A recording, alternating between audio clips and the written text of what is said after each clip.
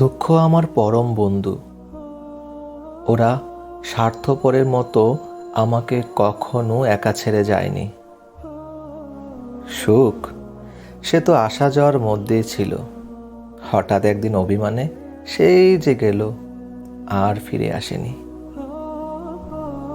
অথচ অথচ দুঃখ আমাকে আগলে রেখেছে দীর্ঘ আলিঙ্গনে। সকাল বিকেল কিংবা নির্ঘুম রাতেও আমার পাশে থেকেছে। তাই তো দুঃখকে আমি করেছি পরম বন্ধু। ভালোবেসে তাকে যতনে রেখেছি বুকের বাঁ পাঁজরে। তাই দুঃখ আমাকে দুঃখিত করতে পারেনি, বরং দুঃখ আমাকে সুখের চেয়েও বেশি সুখী করেছে।